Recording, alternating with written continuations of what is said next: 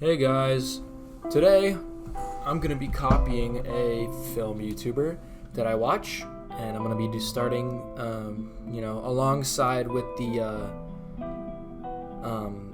series that I do where I make a walking simulator video once a month. I'm also going to be making a video where I go over all the movies that I've watched in a month. Now, I know it's been like 3 weeks since January already at this point. But this video is all about every movie that I've watched in January, and then in March, I'm going to do every movie that I've watched in February. You know, I'm a copycat. I mean, that's how you win in this world.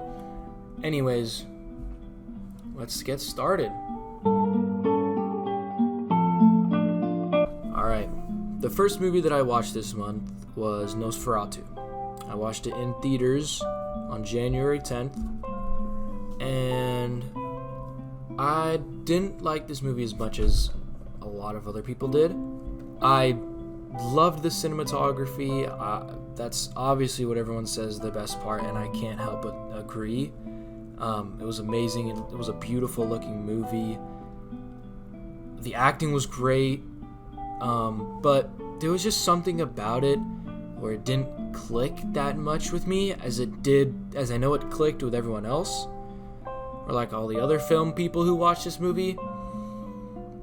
The weird horniness about it, I wasn't really a fan of. It was a choice that I didn't think that was needed, and it was something that wasn't in the original Nosferatu. I just didn't really enjoy it that much. I understood it, but I didn't feel like it added to any of it. Yeah, that was a big thing for me. But it was still a very enjoyable movie. I did not like it. It was still very good. Nosferatu. The next movie I watched in January was Gone Girl. I watched this for the very first time on the 12th. And it was very good. I loved Gone Girl. It was super engaging. Ben Affleck is amazing in this movie. I love all the directorial choices. The twist just right in the middle was very fun to watch happen. It was also very messed up, but it was a great movie, and I loved watching everything go down, and I love how Ben Affleck's character was so nonchalant about everything that happened, but he also kind of cared as well. It was just interesting, and it was a very, very good movie. Super engaging. I love Gone Girl. Oh.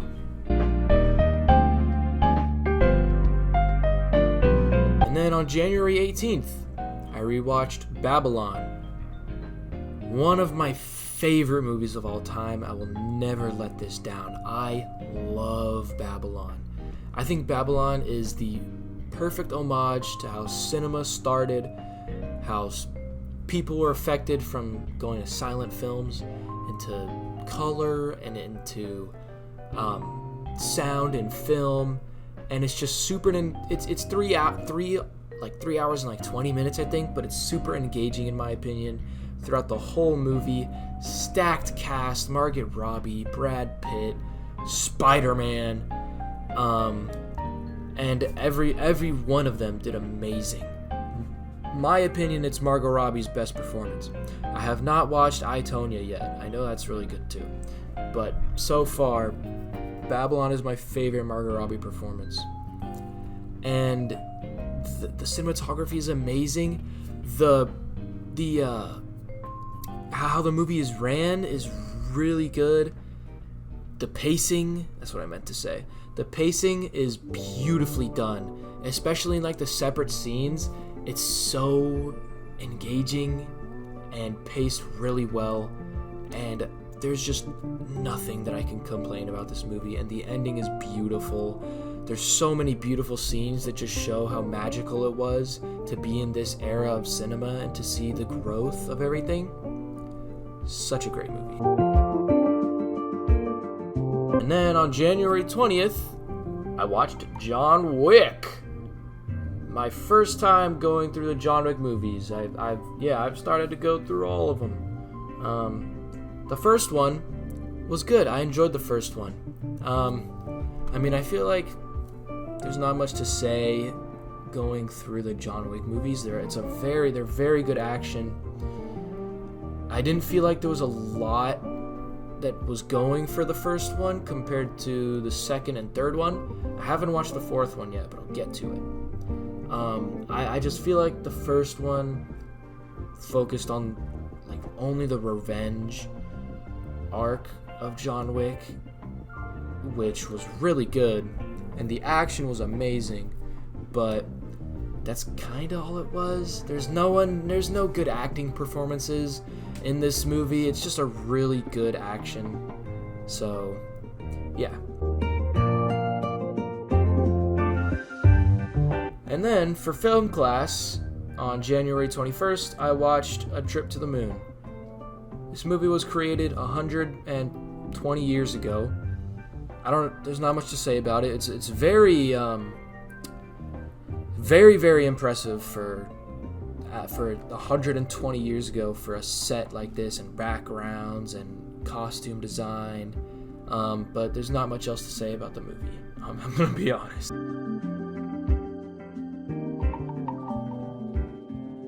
Next, on January 23rd, I watched The Departed. Ooh, wow, this movie was so intense. And just the Leonardo DiCaprio's character and Matt Damon's character just kind of like are on two separate sides of the same thing, going at each other, and they don't even know it. It's so good, and again, a very stacked cast. I loved the hell out of this movie. The tension, the New Yorkers slamming their phones after every phone call, obviously added, making the tension factor even more. Yeah, this movie is great. Please watch this movie if you haven't. The Departed is amazing.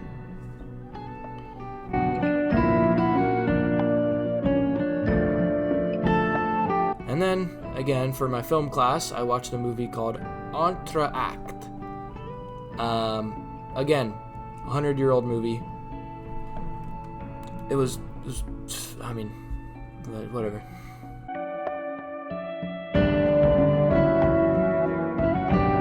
And then on the 28th, I watched John Wick Chapter 2. This is my favorite John Wick movie so far. I really enjoyed it. I thought the fight scenes were even better, and the world building is what really makes this movie stand out.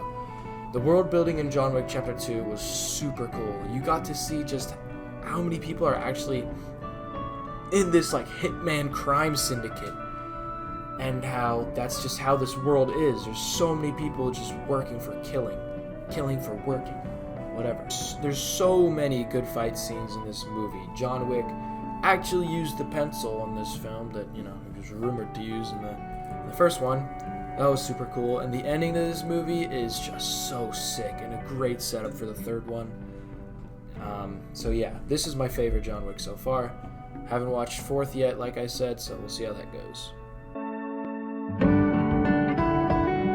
And then, on the 30th of January, I watched The Iron Claw.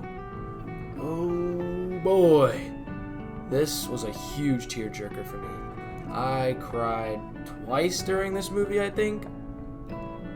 And it's just a beautiful drama about brotherhood, and it made me cry, and the cinematography was great. All the acting performances were amazing, but the standout was definitely Zac Efron. So sad this movie got snubbed for all the Oscars. There's again, like Babylon, there's no complaints I could say about this movie. One of my favorites. It's my favorite movie of 2023. Like, better than Oppenheimer, in my opinion. Crazy, I know, but I loved Iron Claw. It's such a tragic story, and I can't believe it was real. That really happened. Those poor people. and I don't have any complaints about the movie.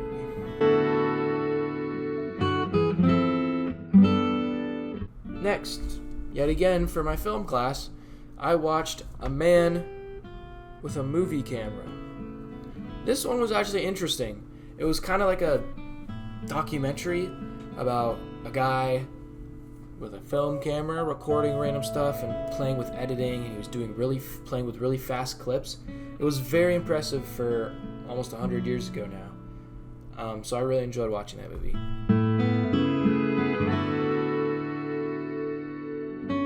And then, the same day, January 31st, I watched the SpongeBob movie. I rewatched the SpongeBob movie. This movie is so perfect. It is a perfect kids movie. It is my childhood, and I don't think there's anything wrong with this movie. It's a movie that talks about how it's okay to keep the child inside of you even when you're grown up, and it's okay to be a kid, and you don't have to try to be an adult. And, you know, I'm so happy that the ending is that amazing song. I love being a goofy goober. If you haven't watched the SpongeBob movie yet, I mean, what are you doing? It was a classic the moment it came out. No animated movie will ever be like that again.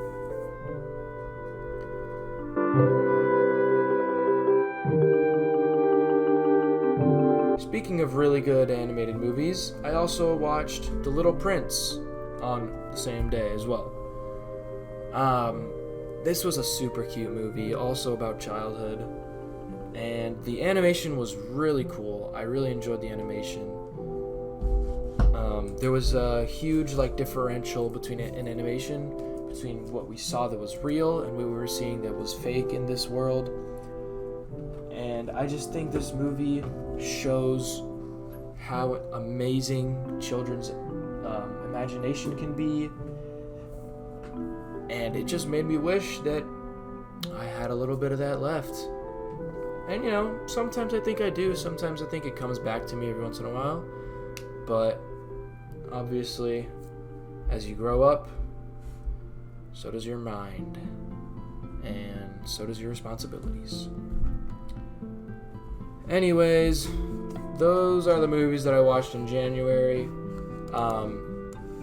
I wish I could talk more about them. I'm a growing film person. I don't have a lot to say about movies that I really enjoy. I have a few reasons that I really enjoy them, but I can't go into, I'm just too dumb to go into detail like crazy. So I just thought I'd make this video to share the movies that I really enjoyed that I watched this month. Next month, I'll show you the movies that I watched this month and next month. Because today I showed you the movies that I watched last month. Okay. Bye!